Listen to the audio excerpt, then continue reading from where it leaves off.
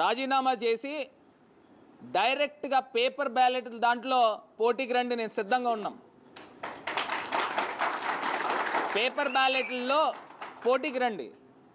అంతే తప్పితే ఈవీఎంను అడ్డు పెట్టుకుని అందరికీ తెలిసిపోయింది, చిన్న పిల్లోడిని అడిగినా కూడా ఈవీఎం అంటే స్కామ్ అంటున్నారు. మళ్ళీ ఏదో చోటా మోటా నాయకులతో మళ్ళీ ప్రెస్ మీట్లు పెట్టించి వాళ్ళు చెప్తున్నారు నేను తీసుకొచ్చి ఒక్కొక్కరిని చైర్మన్లు చేశాను. వాళ్ళు నన్ను అడుగుతున్నారు కార్పొరేటర్. నేను చైర్మన్లు చేశాను, బోల్డ్ మంది స్టేట్ డైరెక్టర్లు వేసాము. అసలు అవినీతి అనేది ఆ మరక అనేదే లేదు. ఈ రకంగా కార్యక్రమాలు చేస్తూ ఉన్నాం. పొద్దున్న లెగిస్తే డెవలప్మెంట్ డెవలప్మెంట్ డెవలప్మెంట్ అనే ఒక ఎజెండాతో ముందుకు వెళ్తున్నాం. గతంలో ఆ రకమైన కార్యక్రమాలు చేసాం. ఇప్పుడు అవన్నీ పక్కన పెట్టేశారు. నేను డెవలప్మెంట్ డెవలప్మెంట్ అంటే ఇప్పుడు వచ్చిన వాళ్ళేమో కలెక్షన్ కలెక్షన్ కలెక్షన్ అనే ఎజెండాతో వీళ్ళు